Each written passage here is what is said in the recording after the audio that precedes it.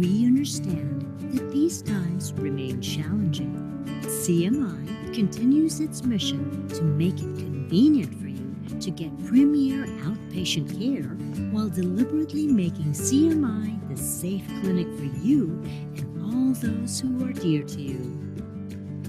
Premier outpatient care is now available in the tip of your hands.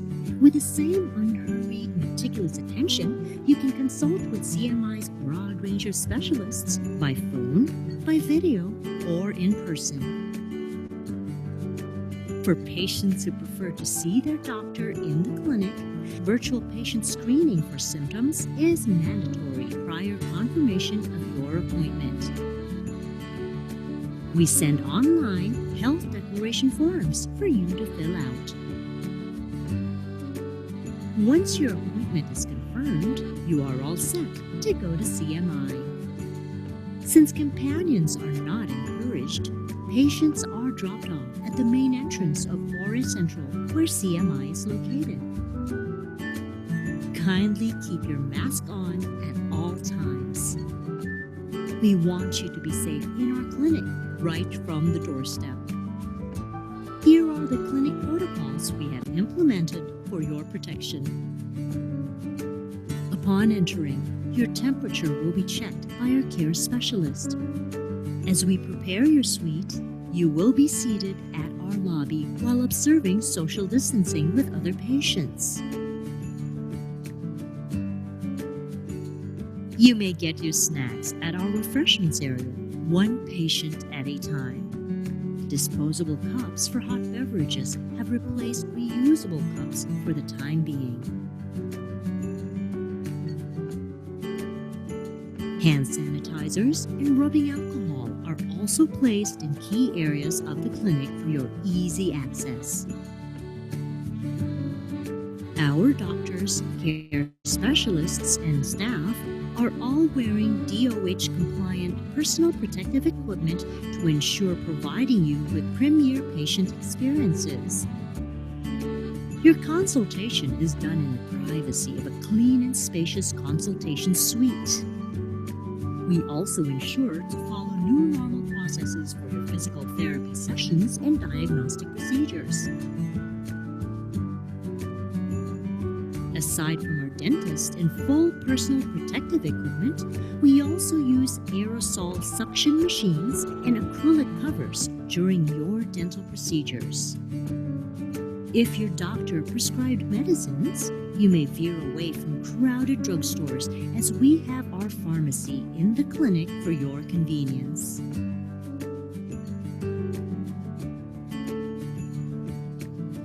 We want you to be safe while in our clinic, even as we stay safe ourselves. All CMI staff undergo regular COVID-19 surveillance using Roche antibody screening. Lastly, CMI was conceptualized and built with your utmost safety in mind. CMI is on negative pressure airflow, and our high-efficiency particulate absorbing HEPA filters are built in. Since day one, we have been using UVC lamps to sanitize the clinic in between patients and after clinic hours. Also, our housekeeping staff regularly cleans and disinfects the consult rooms after each patient's use. In CMI, we are committed to provide the premier care you require and the safety you expect. Visit us at CMI for your outpatient medical needs.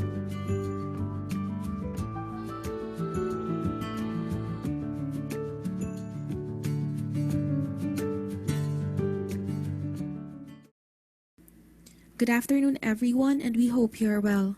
Centro Medical International, or CMI, is a premier outpatient clinic located in the heart of BGC. With over 150 specialists and subspecialists on our roster, CMI continues to be here for your medical needs, such as specialist consultations, by phone, video, or in person, diagnostic procedures, and preventive treatments, such as vaccinations and checkups. No crowds, no queues, no hassle. CMI is the safe clinic for you and all those who are dear to you. CMI is open Tuesdays to Saturdays, 8 a.m. to 4 p.m. Visit our website www.cmi.care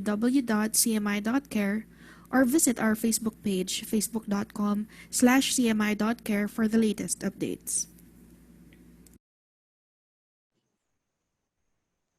Good afternoon, everyone. My name is Joseph Romero, CMI President and your moderator for today.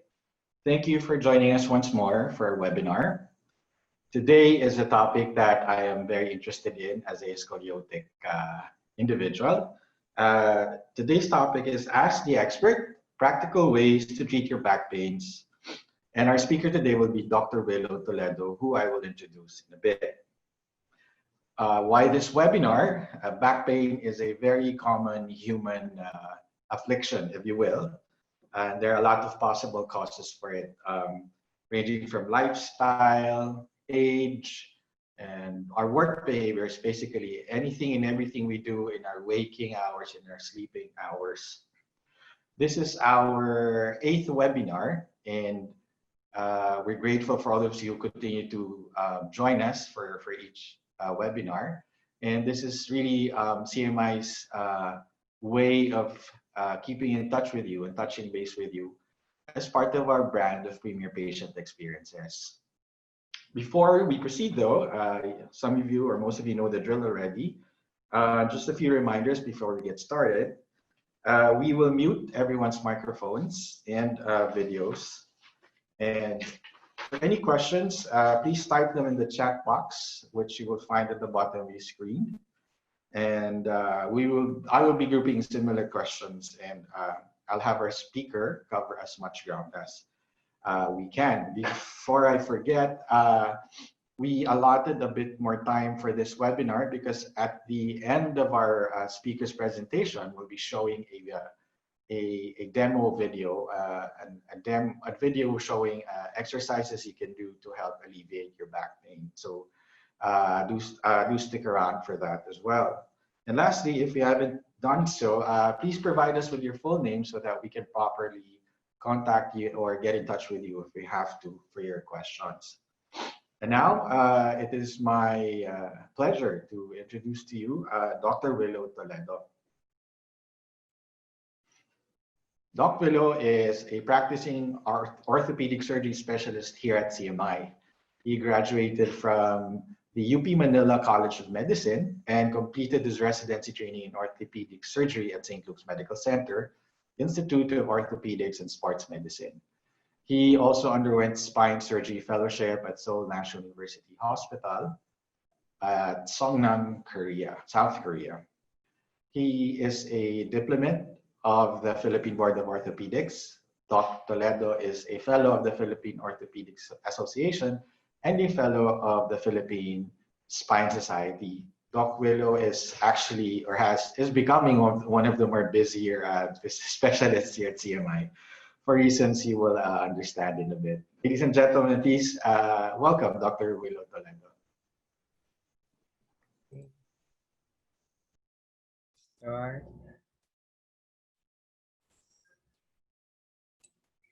Screen.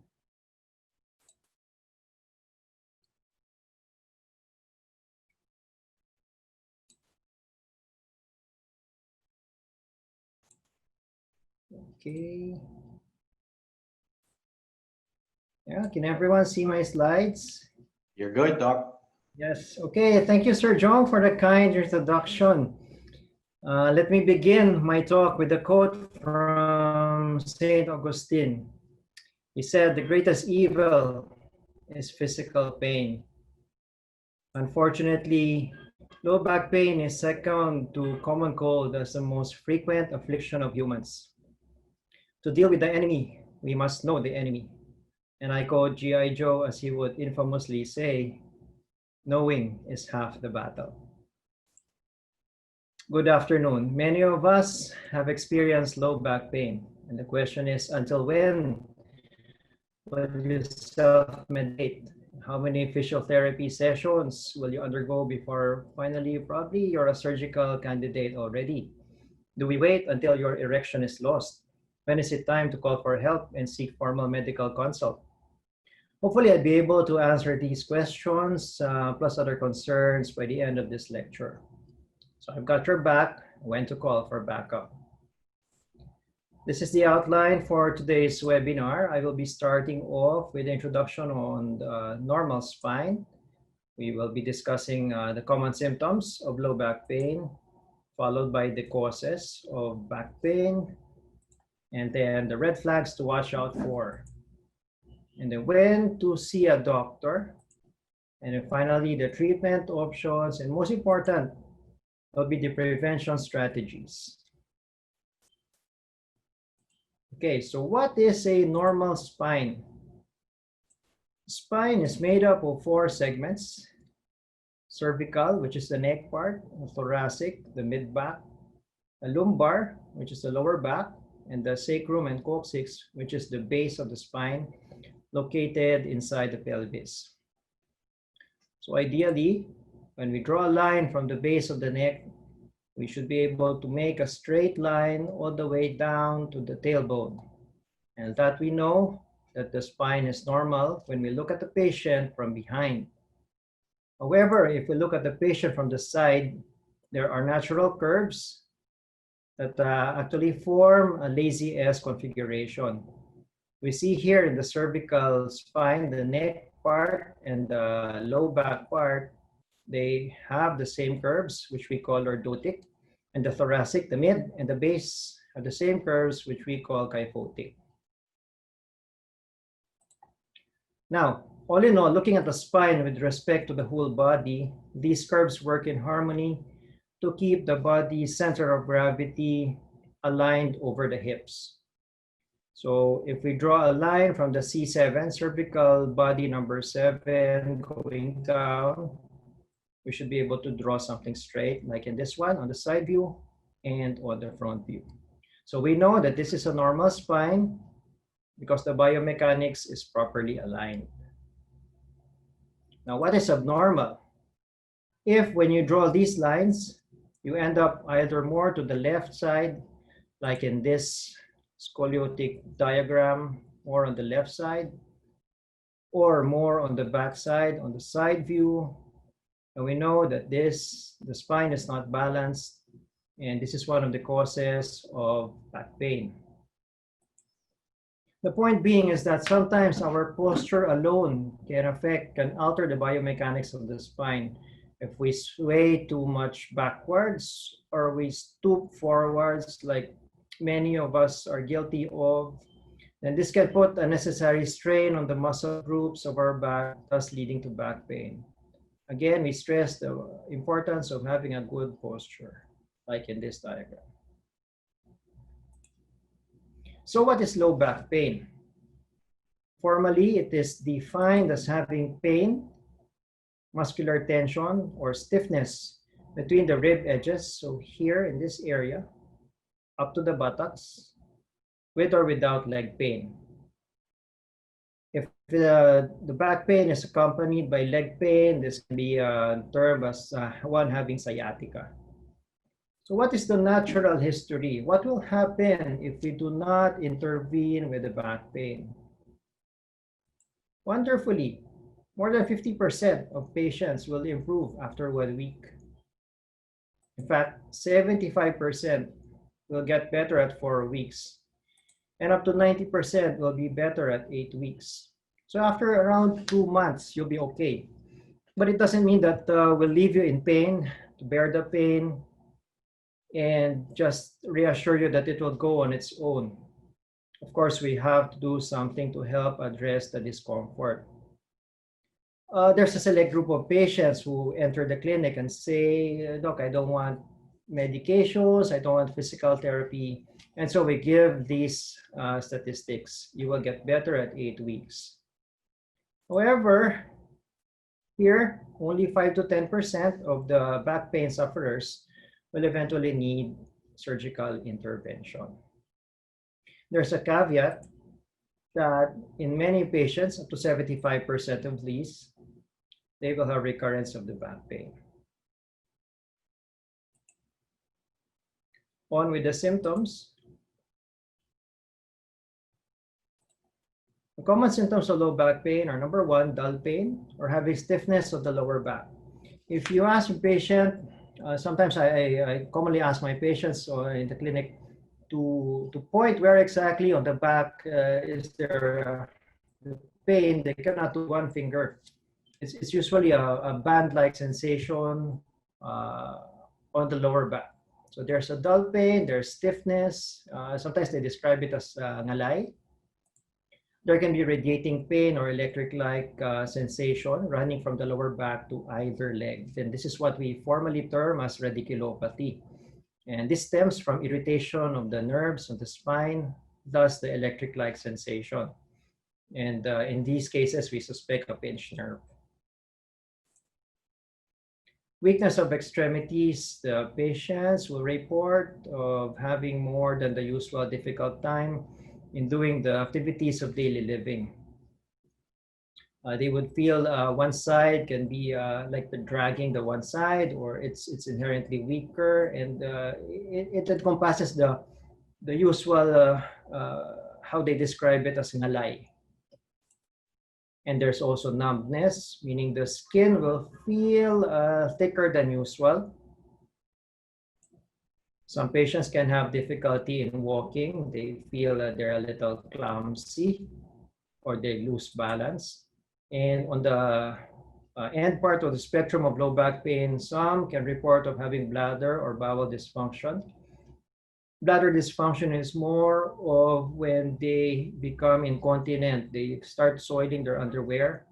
Or for the bowel dysfunction, this is more of constipation. They want to move their bowels, but they cannot do so. So what are the causes of low back pain? How come this afflicts humans very frequently? Number one is too much exercise, work, or heavy lifting. Even as simple as carrying the 5-gallon water container, which probably most of us do. This can result in low back pain if improperly done.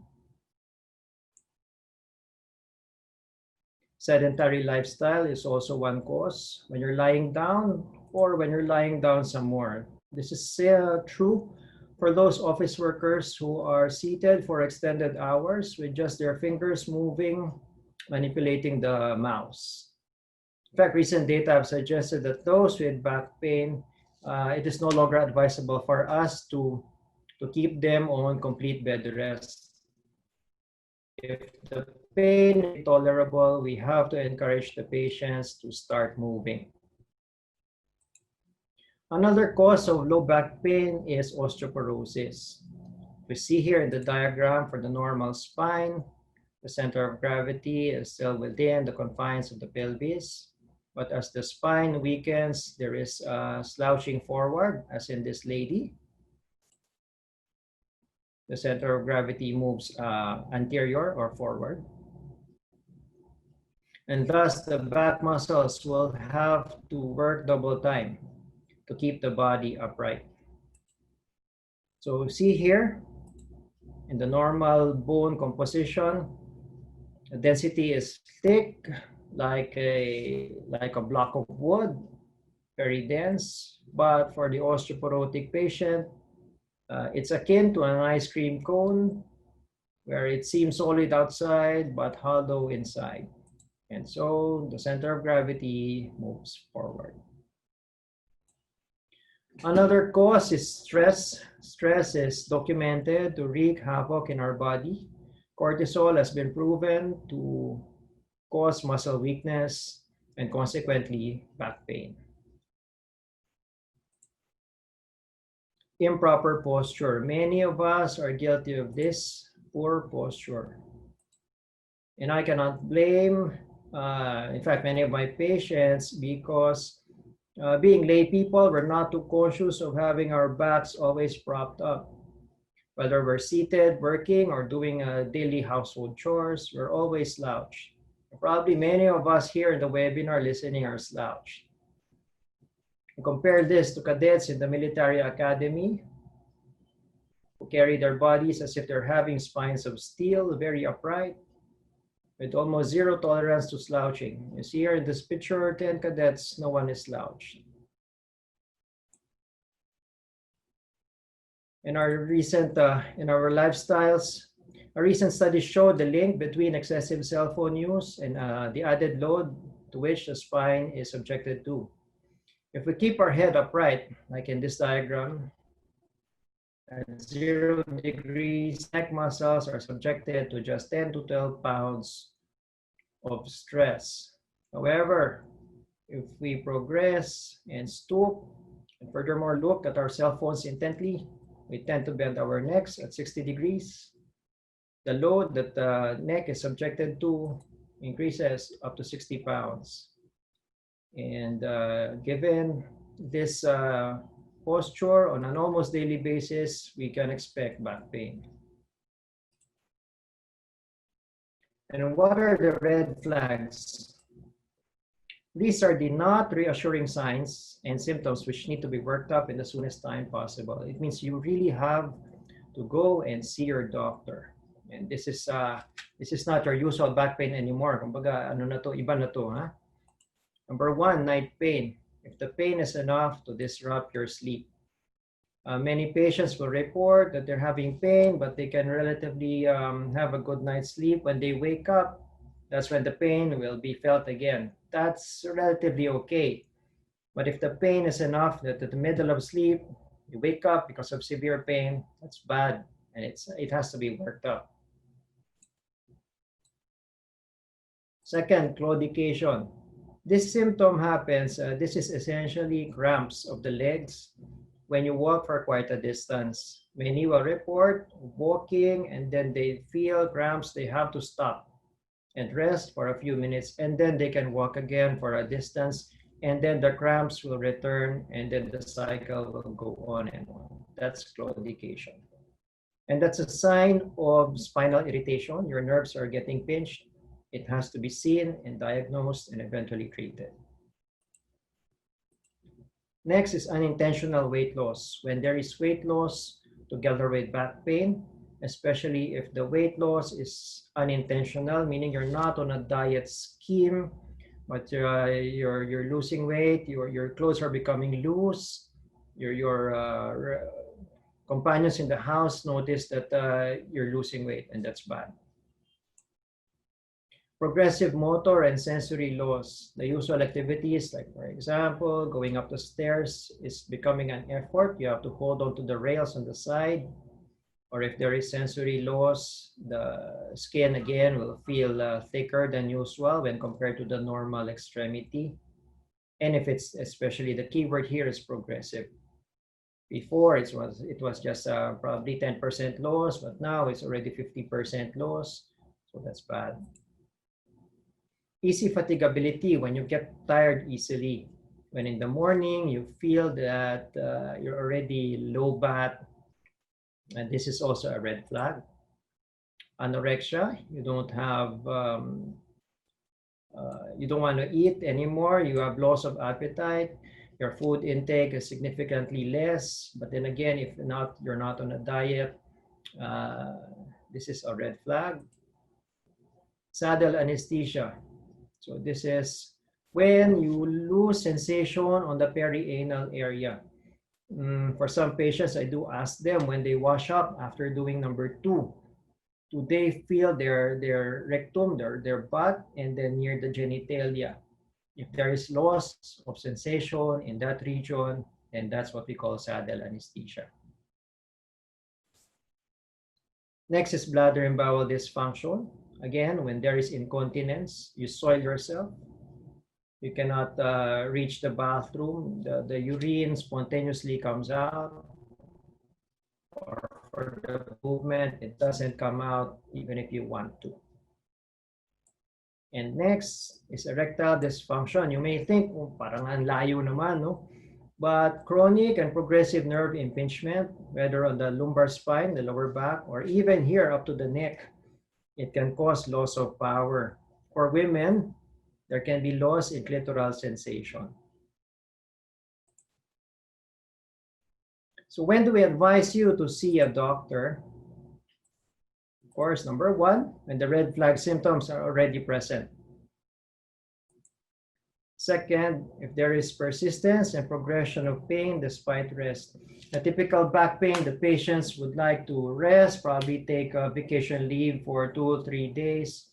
And they will get better after having adequate rest. But if it so happens that despite lying down, doing less, not lifting anything heavy, but the key here is persistence and progression. Lumalala at nagpapatuloy, and that's bad. Next is difficulty walking, buttoning shirts, or using chopsticks. This is when you become clumsy. We don't blame the patient, hindi, ano ka talaga, lumpo, or ano to, yung lampa, lampa. But if there's difficulty walking and buttoning shirts, sometimes it's the fine motor movements that are affected, whether on the hands or on the feet, and that can be a sign of nerve irritation, nerve impingement. Next, if you're having low back pain and you do have a history of or cancer, because pain can be a sign of metastasis. That's when the cancer has spread to the spine. The most common cancers that spread to the spine are lung, breast, prostate, and colon cancer. Unfortunately, these are also the most prevalent types of cancers in our country. Treatment options. What are the treatment options available when we try to address your back pain? Number one is warm compress. Around 15 minutes when the back has lost its heat is good enough for one session. And take note that warm compress is good for chronic pain around 3 weeks and up. If, for example, while listening to the webinar, you fell down in your buttocks, you don't put warm compress because that's acute pain. It just happened. You put cold compress. Medications. Medications come in all forms. Some are topical. You put it on the skin. Some are oral. You take it by mouth. And some are even come in the form of cutaneous, which is a sticker. So some of these medications have different mechanisms of action. Some address the pain itself. Others try to relax your muscles. Still others, they try to recondition your nerve, some sort of, they try to increase the nerve threshold so that your nerve will not be as irritable. And in consequence, your pain will not be as much. So your doctor should be able to determine which is the best fit type of back pain. Physical therapy, there's ultrasound. The ultrasound that we use in the clinics are not the same for imaging for the pregnant, but this is more of using sound waves to hit the deep muscles, and heat is good for the muscle. Second, this is electrical nerve stimulation, very soothing. I assure patients that this is not like the sensation when you touch probably a live wire. This is very soothing. And next is traction, where literally you're being gently pulled apart. And these are some of the modalities employed by our physiotherapists here at CMI to help address your back pain. Injections. So if the more conservative measures do not work, injections bridge the gap between the conservative and the aggressive. Injections come in a form of steroid shots or a combination of steroid and a local anesthetic. And for the usual X-ray, you know that it comes in a picture form. But here in this kind of procedure, we use a video X-ray where we see in real time where the nerve goes inside your spine, because the window of error is very little, it's very slim when you're inside already the spinal canal. And if everything did not work, and finally, your treatment option. Your last option is always surgery. And here you go with some examples. To be frank, it is expensive. With implant alone reaching around 150 to 200,000 pesos easily. And these are expensive because the material that we use inside is titanium. And titanium closely resembles the strength of the bone. And these implants are also biocompatible, meaning the bone will grow onto the implant and your body will accept it as part of its own. Despite the expense, I still believe that surgery is, the outcomes of surgery is highly rewarding. It's very predictable. So long as we get to identify the pain generator in your spine and we get to address it intraoperatively, you'll be a happy patient. It's one of the best investments that patients can undertake. Finally, we go for prevention. Of course, nobody wants surgery. At the baseline, nobody wants back pain. So how do we prevent back pain from occurring? Number one, maintain a healthy weight. For those who are inherently plus-sized, I assure my patients that kumbaga, kaya na ng katawan nila yan. Sanay na magbuhat yung spine nila ng ganyang kabigat. What we don't want is the weight gain. Especially in this time of pandemic, people are confined to their homes, engaging in significantly less physical activity. Everyone's seated, working from home. So you have to watch out your weight. You don't want any weight gain. You gain your weight, you wreak havoc. You get problems in your back, your knees start to ache, also your feet, your hips. Second, most important, you have to stop smoking. It is documented that nicotine, the chemical in cigarettes, is a vasoconstrictor, meaning the vessels, they become smaller. And it prevents your back from having a sufficient perfusion of blood. Having a less optimal blood supply to the spine, it hastens the degenerative process, and so you get your back pain. Some patients will try to challenge and say, Doc, vape naman to eh. But even vape juice has nicotine, and so vaping is still not a good alternative.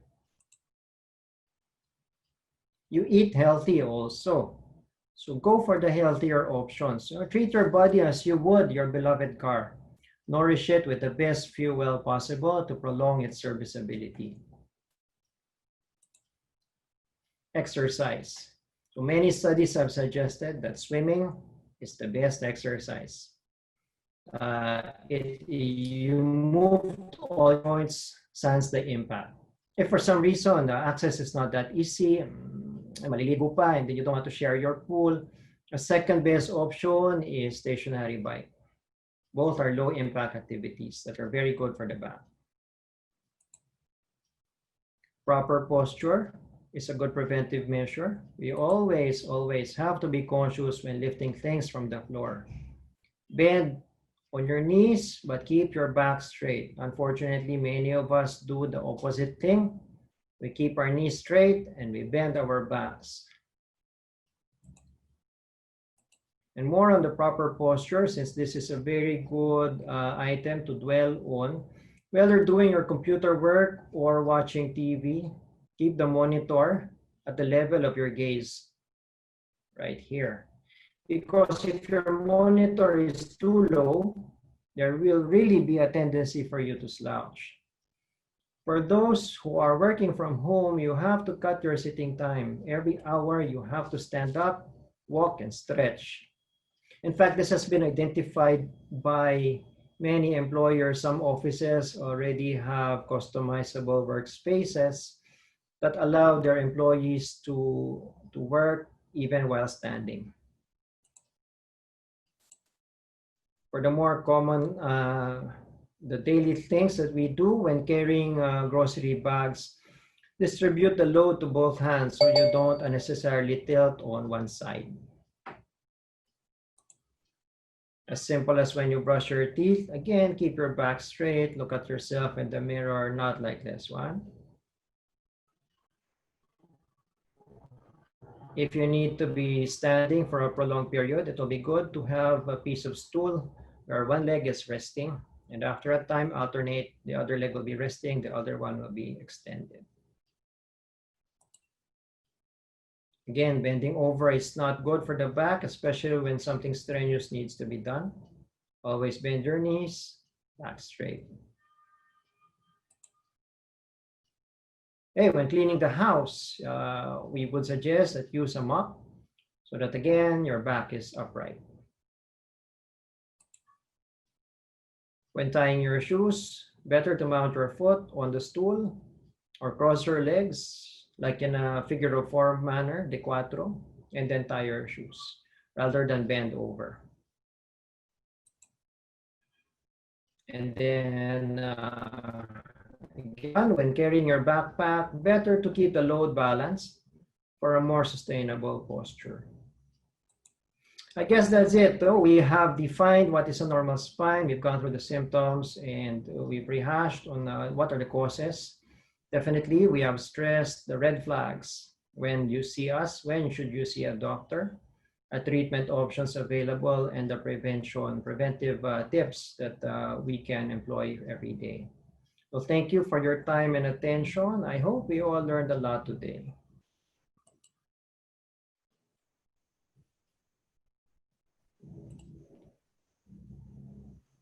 Thank you, Dr. Toledo. I took copious notes of your presentation because I've also been getting a lot of questions through text, Viber, and through the Q&A function. So we'll get to those, ladies and gentlemen. Please start preparing your questions for Dr. Toledo. As mentioned earlier, we will be showing you a 3-minute video of exercises you can do to help alleviate your back pain. By no means are these comprehensive and the only things you can do, but these are the things that are recommended by a physical therapist. Just to let you know, in CMI, we do have a rehabilitation medicine team, a rehab med team, composed of specialists like Dr. Toledo, who specialize in orthopedics and orthopedic surgery.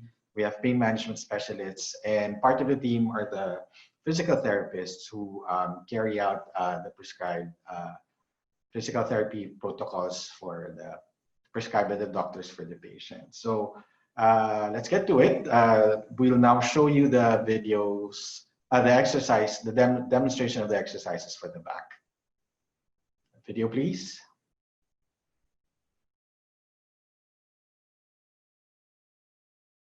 In this video, you will learn 6 exercises you can do at home to ease your back pain. We recommend that these home exercises should not be done without clearance from your doctor. Also, please be reminded that proper breathing must be maintained at all times while performing the exercises. Exhale when you exert the effort and inhale to recover. At no point should you hold your breath while doing any of the exercises. The first exercise you can do is a lateral plank. While lying on your side, lift your body up on your elbow and feet. Try and maintain a straight spine. Hold this position for 15 seconds and rest. Do 3 repetitions of this exercise. The second exercise you can do is a modified plank. This exercise increases core strength, specifically the rectus abdominis muscle. Perform a plank on your knees and elbow as shown and sustain this position for 15 seconds. The third exercise you can do is called bird dog. Bird dog exercise strengthens the core muscles, especially the lower back. While in a crawling position, slowly lift your leg and opposite arm upwards. When returning your arm and leg down, do not touch the floor but instead touch your elbows to your opposite knee and lift and straighten them again. Do 10 repetitions on the same arm and leg, then perform it on the other side. The fourth exercise is called marches. Start by lying on your back with knees bent and flattening your pelvis and low back down to the floor. Brace and hold this position as you raise up one leg at a time to a tabletop position as shown. Your hips and knees should be bent to approximately 90-degree angle. Do not allow your lower back to arch upwards for the entire exercise. Do this at 10 repetitions each leg in 3 sets. The single knee to chest stretch exercise decreases tightness of the lower back. While lying on your back, hold your knee and gently pull it up towards your chest. Hold this position for 15 seconds.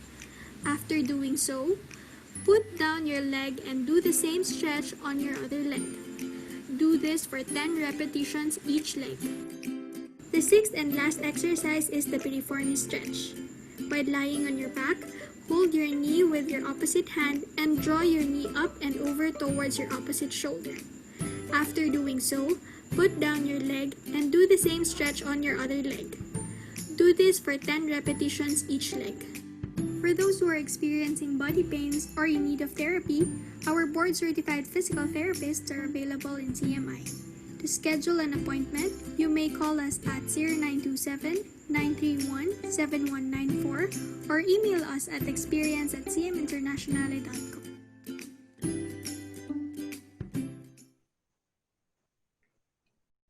We hope you liked that video. Some of them do not look easy. By the way, that was Mark. He's one of our physical therapists here, and he is one of our staff who does stress relief therapy. It's become just to share, one of my lifesavers during this pandemic, where he finds the stiffness in my bones, and it sometimes hurts, but it is a good way to deal with the pain. So Dr. Toledo, there's a lot of questions, but let me start where you ended, which is about proper posture. There's a good question here. How do we retrain for better posture? Because if I think I could speak for a lot of people when I say that, that we spent decades mastering these bad posture. How do we undo everything? Oh, I think nothing is easy. It's a matter of mind conditioning. The recent wave of yoga is a welcome development because many have been taught on even how to breathe properly, how to carry themselves well, how to sit well, how to stand up straight. It's quite difficult. It's a conscious effort, even for myself. There's a tendency for me to slouch, and when I remind my patient at the clinic to sit up straight, that's just when I sit up straight. So it's kind of difficult, especially for lay people. As I've said, in the lecture, for the military people, it is okay because it's a lifestyle that they have imbibed through their years of training. But for us, it is quite challenging, and many doctors, in fact, are also guilty of having a poor posture. Lagi naka-slouch ng ganyan, and that's bad. That's not sustainable for the back.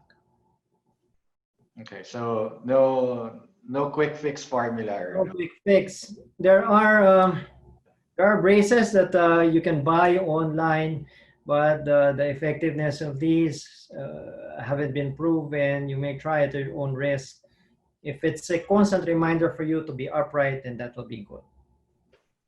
Okay, thank you. Then, Doc, there's a lot of work from home related questions. Right. There'll be a couple of these, or maybe a few. One is, while working from home, is it okay to Indian sit on the office chair as long as our backs are straight? Or do our feet really need to be flat on the floor? Okay. With Indian sit, meaning your hips are a little flexed and your knee is hyperflexed, that's actually good. That's okay for the spine. It decreases the tension in the nerves. I do advise my patients when they have back pains, when they sleep on their back, when they lie on their backs, put a pillow under the knee to make the knee a little bent, and that will be good to decrease tension. And for the same way, following the same principle, if you're seated with your back straight and your knees are flexed, your hips are flexed, and that's actually good for the spine. You don't have to necessarily keep your feet flat on the floor. Okay, that is good to know. For the sleeping positions, any position is good. The best position, they say, is a supine, like a dead person. But okay if you sleep on your side, but never sleep on your tummy. Because if you sleep prone, you induce a lot of stress on the small joints of the back. and that can exacerbate your back pain experience. Mhm. Okay. And then, of course, this conversation will invariably move to pain management because there's a lot of us who I mentioned earlier had scoliosis. Some have slip discs. Some people's reflex reaction or their go-to thing to do is to pop a pill, like say Arcoxia. Is that okay, or is there like a limit, or should there be a prescription, or what has to Well, be? in the ideal world, it would be good if you'd be evaluated first by a medical professional before taking any of these medications.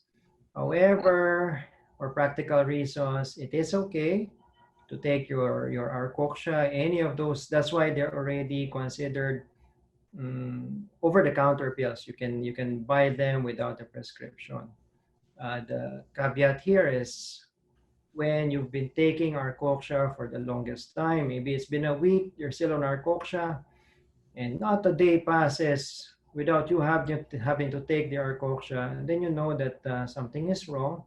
You have to be worked up. No, hindi na yan yung usual. For the usual pain, they go out, they resolve even on their own. You take one pill of, I don't know, Alaxan, okay na yan, no? But yun nga, kung patuloy siya, no? You've rested, you took your medications, and dyan pa rin yung pain. And we ask patients, what is the pain score? 0 to 10. 0 is no pain. 10 over 10 is the most severe pain that you can imagine. If your pain scale is 6 to 10, and that's bad, no? It will keep you from sleeping. But if a pain scale is around 2 to 3 over 10, then probably a pill or two of your usual analgesics, it will help. It will help. And in general, it's safe. Yeah. Okay, thank you. Just to stay on the slip disc and scoliosis conversation, Doc, we got a question from one of our attendees. Yes. He says that whenever he carries heavy things or whenever he walks for long periods of time, his back feels a sudden pain, like he is forced to halt and could no longer take another step. Right. Why is that? Of course, he'd probably have to do a physical exam for the patient, but what's a good next step to take when that happens or happens frequently to someone?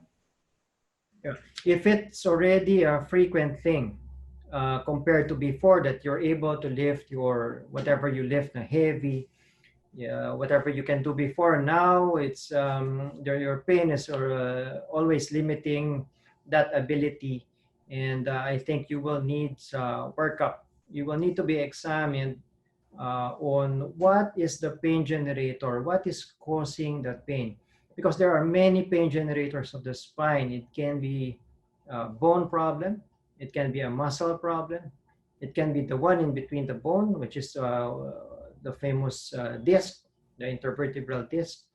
It can be a ligament problem also, or it can be a systemic one. And these have to be checked. Not really easy to pinpoint given the symptoms that were asked in the question. Mhm.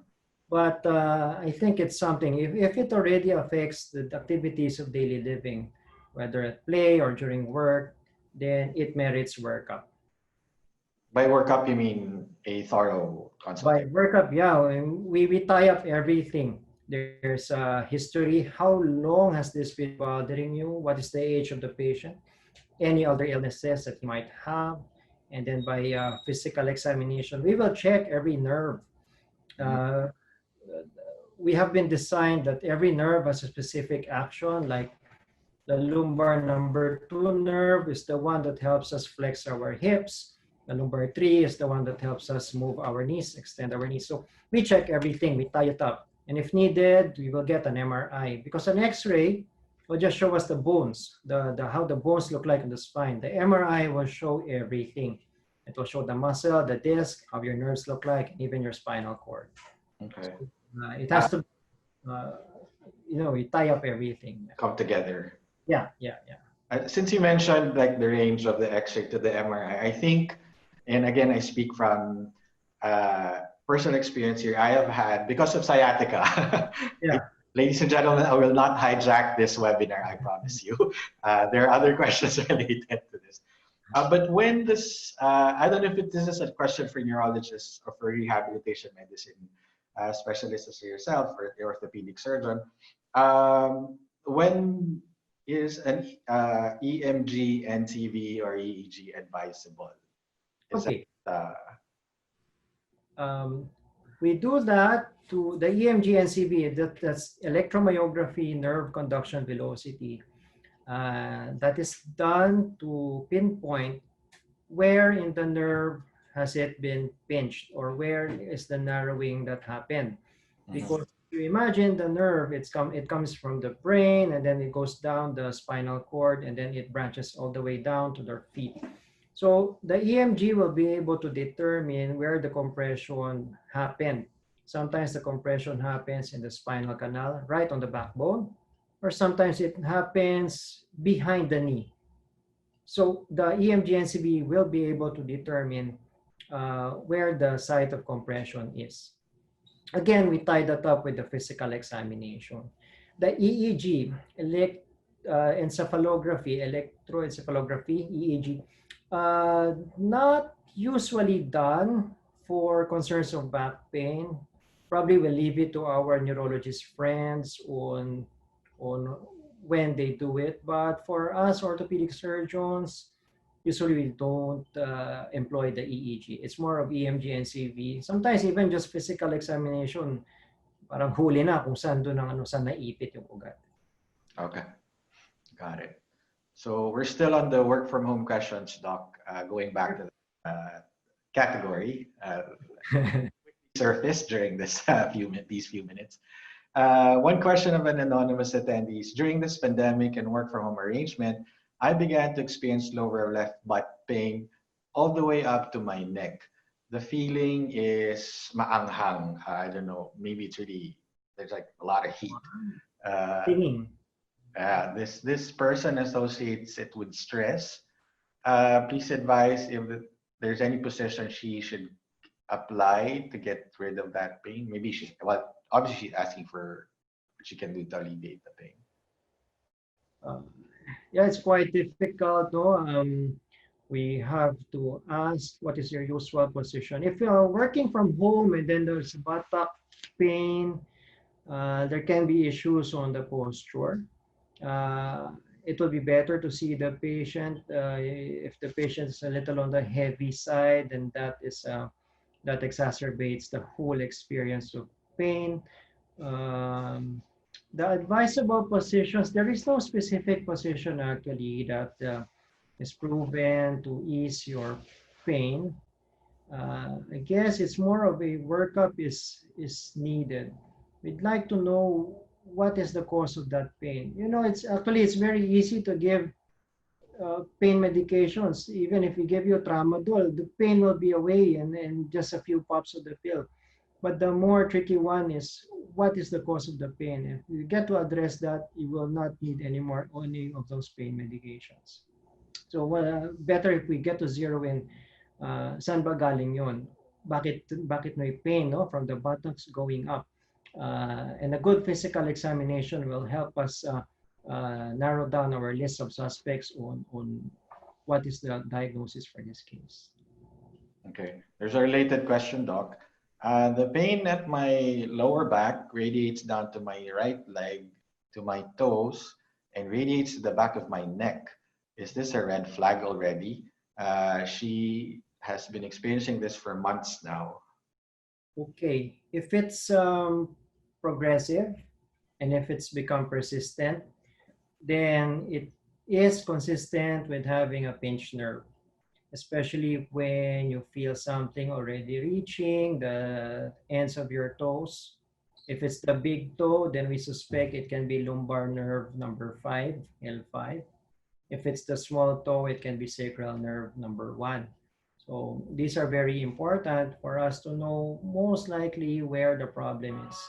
In fact, before we order the MRI, we already we know most likely where the site of the lesion is. The MRI's purpose is just to tell us the extent of narrowing, gaano siya kaipit.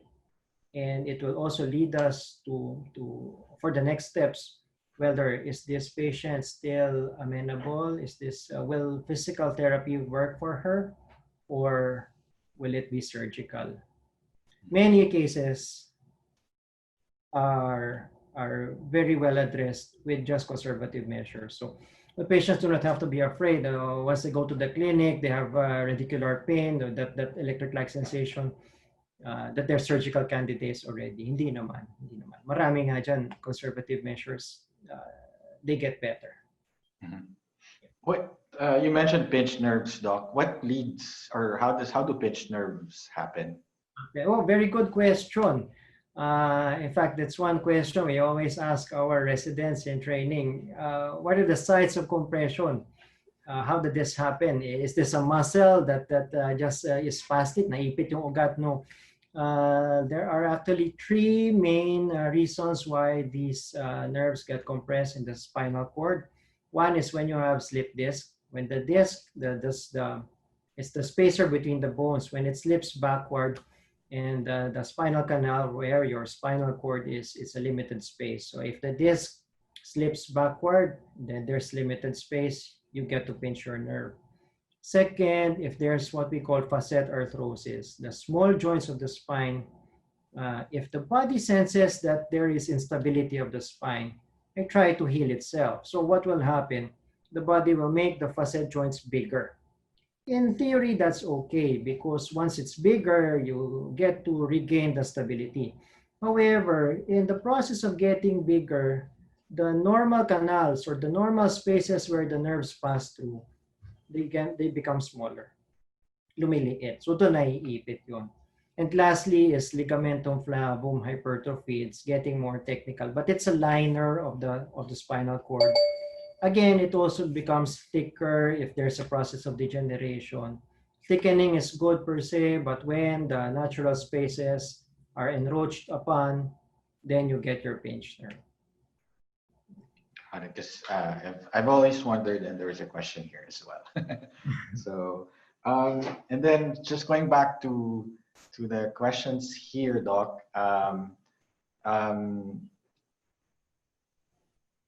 Here's a good one. Still work from home category, and then we'll move from there in a bit. Are ergonomic chairs, wait, I lost the question here. Are ergonomic chairs a good prevention method? They feel comfortable and haven't felt soreness, but this person ends up staying seated more. So it got so comfortable that standing up. Comfortable in the ergonomic chair. The key for the ergonomic chair is to make your back flush against the back part, the backrest. Kailangan lapat yung likod nyo doon. No? If you're slouching forward, then it will be of no use. The good thing about the ergonomic chair is that there's a natural curve on the back of that chair, and it follows the small of the back, the curve of the lumbar spine. If we imagine our spine, it's like a stack of blocks, one on top of each other. Now, if the base is properly aligned, typically all the rest, all the way up to your neck, it will follow. So it's good if you use your ergonomic chair properly, keep your back flushed against the backrest, and it should be okay. You should be okay. But then again, I will not retract on my statement that you should sit on the ergonomic chair for hours on end. You still have to break your sitting time. Every hour, you really have to stand up. It's good, at least you get some contractions on your legs and keep your lumbar muscles moving. That is more sustainable. Got it. Then from an anonymous attendee, Doc, I was diagnosed with straightening of the cervical lordosis. So you covered lordosis earlier. I already underwent rehab. The pain went away for a while, but slowly coming back due to work from home setup. So there's a self-assessed reason for the pain and being in front of the computer the whole day. Notice that I get, this person noticed that he or she gets sudden shooting pain across his or her head, which doesn't last long. And his or her shoulder muscles are really hard because of knots. Right. Are these things connected? And again, what's a good next step? Yes. I tell my patients, no, alam mo, mabait ang Diyos eh. Bibigyan ka lang ng isang sakit niyan. So kung may sakit ka na dito sa leeg, it goes up the neck, it goes down dito sa may shoulders. Typically, it's just one illness. It's not like you have shoulder strain, you have migraine, you have neck pain. No. For that case alone, it seems that she's having what we call cervicogenic headache. This is headache coming from the neck. If the neck is irritated, there is chemical leak within the disc, the spacer of the spine, that can wreak havoc. She can have experiences of the headache. And again, also with poor posture, if you're always slouched, the trapezius muscles, the muscles, the neck muscles here in the back, they tend to overwork, and that is connected with having poor posture and your neck problems. And that's why it seems like there is just one problem that kumbaga nagsanga-sanga na lang. Yeah, that's why she has back pain, shoulder pain, and headache and whatnot. And many cases, if we do an x-ray, we will see some signs of degeneration. Maybe the space between the bones are a little smaller. But again, fear not. Cervicogenic headache, most of the time, can be treated conservatively. Very rare. I mean, yeah, very little. 5-10% lang yan na uwi sa surgery. Many cases really, they get better with conservative means lang. Physiotherapy, medications, rest, and proper posture. Speaking of the means, Doc, there's a question. One of the earlier questions sent was, what is the frequency of, if you opt for injections, which you said bridge the conservative and the aggressive, proof that I was listening, Doc. What is the frequency? They are all assessing the price, maybe the price range of the injections if they go for that. And will that be decided by the doctor, or can the patient decide on his or her own that injections are needed? Okay. For the injections, the frequencies, the steroid injections, they work from as short as 3 weeks to as long as 6 months. And steroids are also a double-edged sword. They can provide instant relief, but they can also have long-term effects on altering the anatomy of your spine, creating more adhesions, and eventually some weakness. So the current mantra, the current practice is that steroid injections be done at most twice a year, every 6 months, and constant reassessment whether the injections will still be working. Many of these, especially in the United States, they use injections just as a temporizing procedure while awaiting for the approval of their insurance for the definitive surgery. Now, whether you're a good candidate for injection or not, again, it should be tied up, and your doctor should be able to explain to you, again, what is the cause of the pain, where is the pain, and if steroid can still address that pain.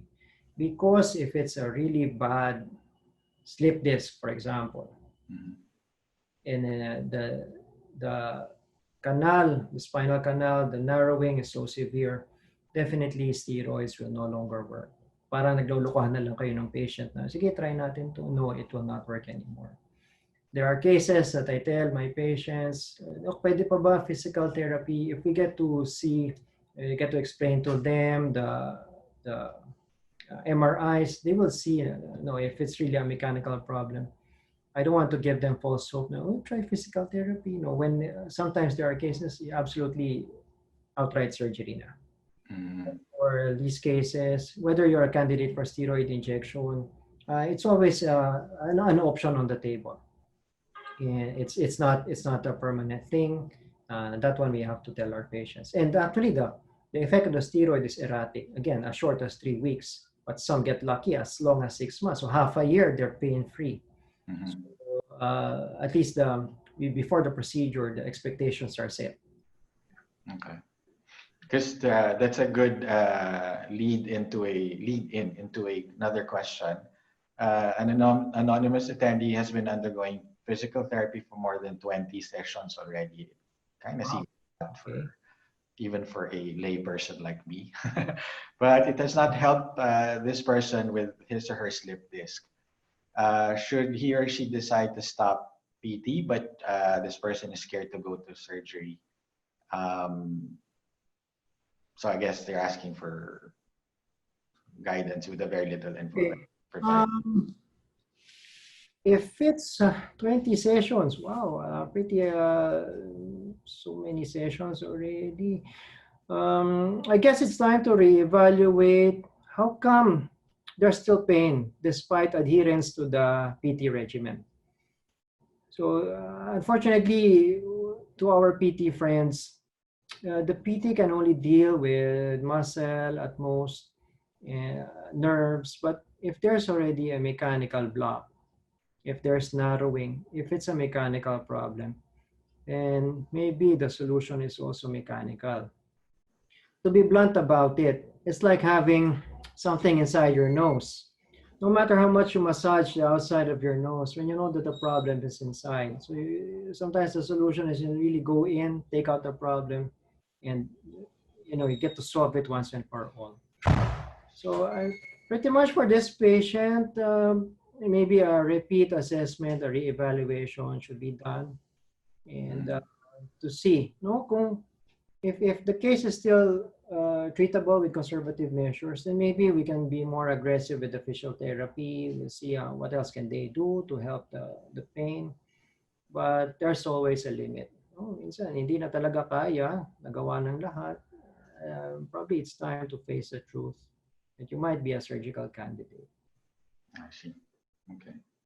And then I'm going to shift gears a bit. We're passing the 5 p.m. mark. We've passed the 5 p.m. mark, so we'll try to cover, like I said, cover as much ground as we can. And we don't have to end at 5:30. We can end earlier.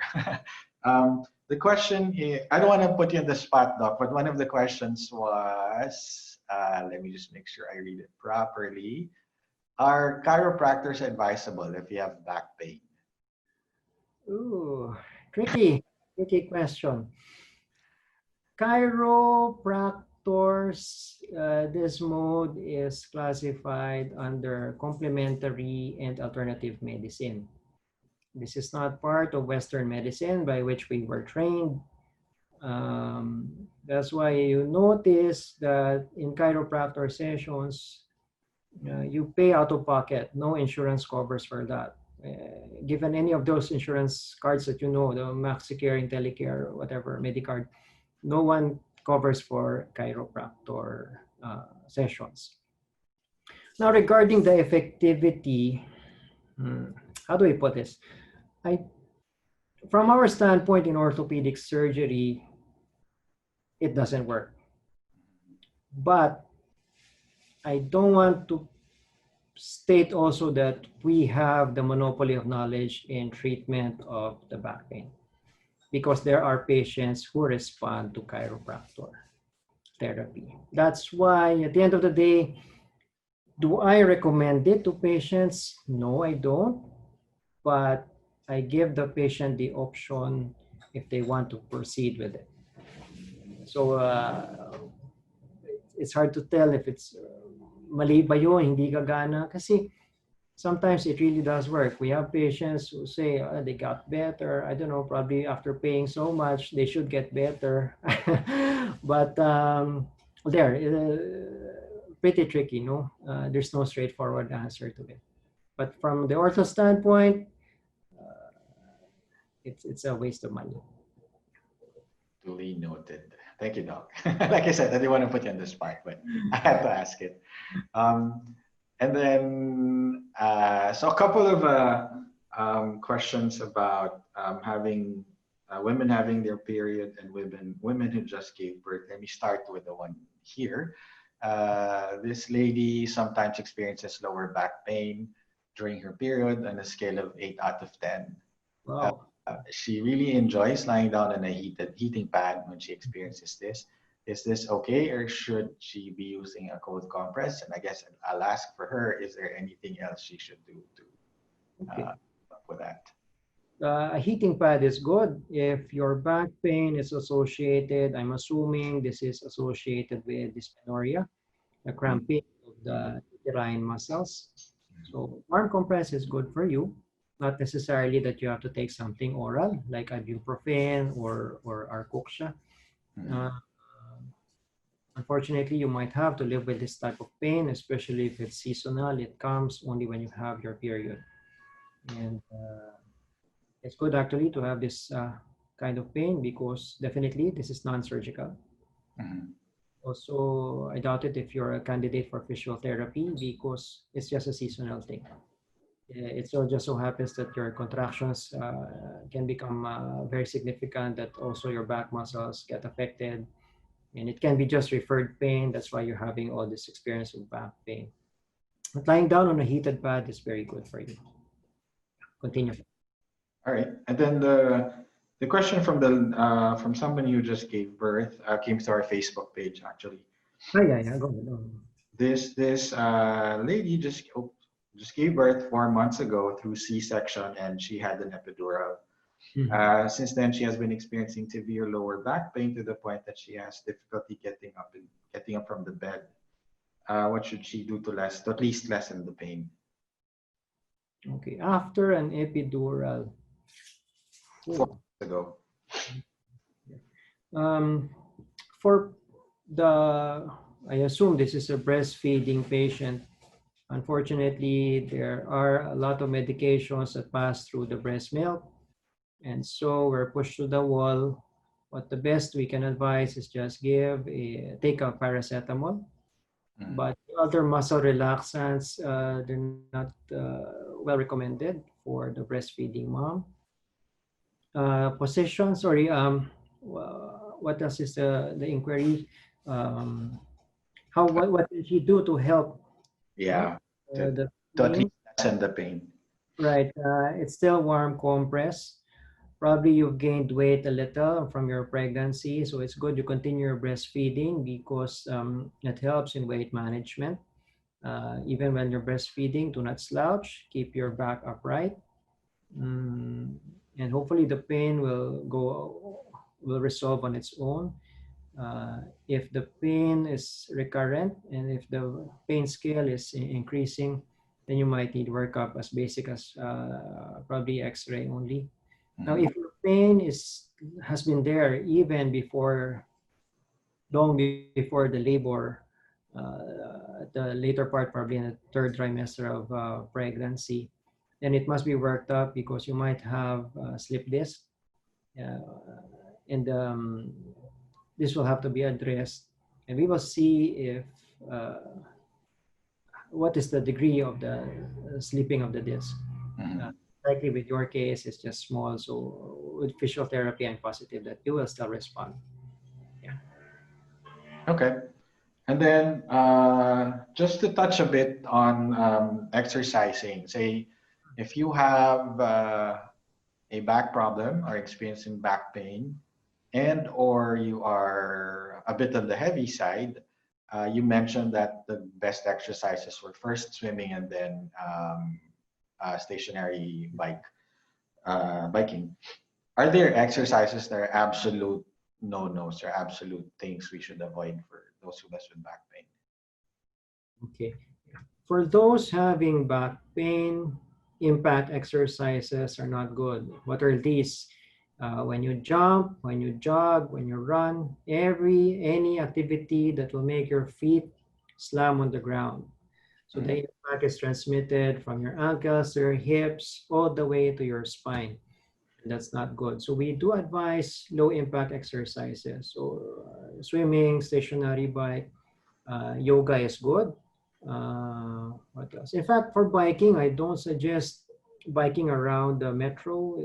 It's pretty congested. You might be the one para maingat ka sa kalsada, but yung mga kasabay mo sa road, they're not too safety conscious. So you might get yourself in trouble. No? Di naubos yung kaso ng orthopedics dahil sa mga ganyan. No? Yung mga semplang, nabangga.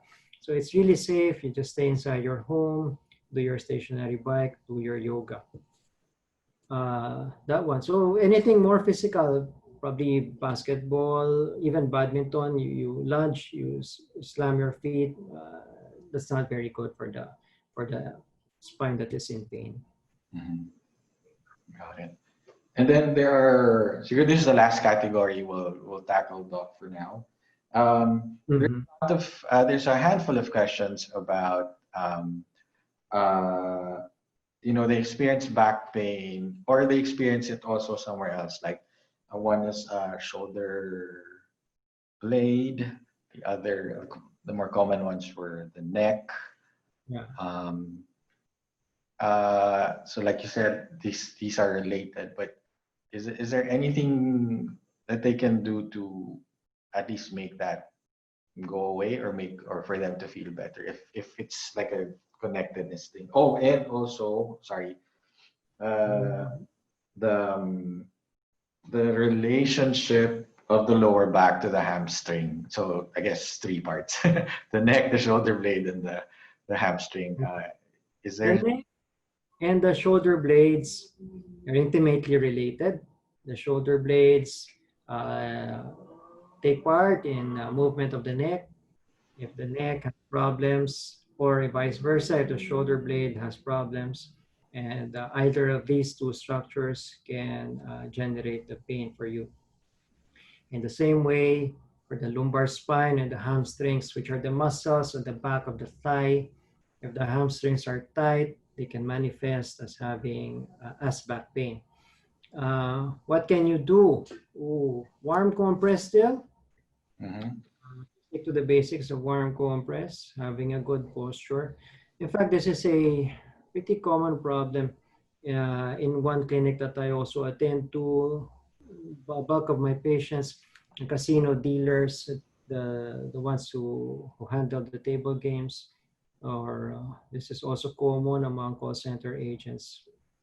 If you're on the same position, you don't move a lot, it wreaks problems. No matter, in fact, no matter how young these patients are, sometimes 25, even early 30s, they get pain here. And when you touch this one, it's very hard, it's very spastic. And with that, we do give muscle relaxants to help ease the pain. Again, if the muscles are relaxed, you get to address the pain, not just the pain itself. For the hamstrings, that can also be useful. There are muscle relaxants that can be given 3 times a day for 1 week. If it's unresolved, then we order the physical therapist to focus on these groups of muscles. And then that's when the ultrasound, the electrical nerve stimulation, that's when that's where it's most useful. So again, soften these spastic muscles. I am familiar with those spastic, unfortunately. We're gonna have to leave it there. But for our audience, we will send your questions to Dr. Toledo, and he'll if his talk covers the topic, then we'll get back to you through your info provided. Um, Doc, there's still so many things to cover, so there's probably going to be a part 2 and 3 of some sort in the Yeah. future.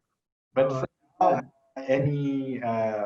any parting message or last advice for now for our doctors, for our audience, For our audience, yes, do not be afraid to see your doctor if the pain is already bothering you. There are facilities available that are very safe.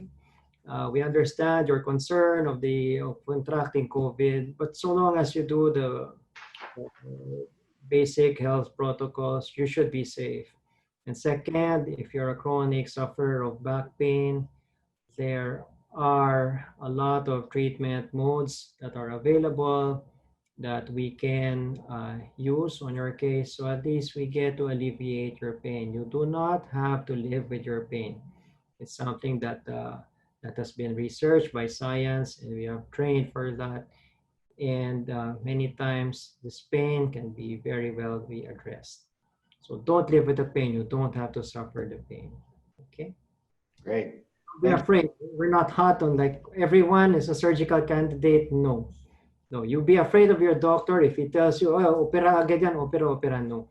It must be an intimate and a good appreciation of all the data that is available from history, physical examination, the imaging studies, and the ancillaries, the EMG, NCV, all of these have to be tied up before we condemn you and tell you you're really a surgical case. Okay. Don't worry. Those two words are very good to hear from a doctor. Thank you, Doc Willo Toledo, for your time today. And those of you who wish to get in touch with Doc Willo Toledo, CMI's contact details will be flashed right now. We're open Tuesdays to Saturdays, 8 a.m. to 4 p.m. And our website is cmi.care. Thank you very much, ladies and gentlemen, and we'll see you for the next webinar in a couple of weeks. In that webinar, we go back to checking in on our mental health.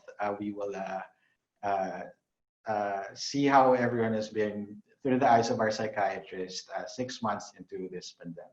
Until then, please keep safe and stay well, and we'll see you again. Thank you very much and have a good afternoon.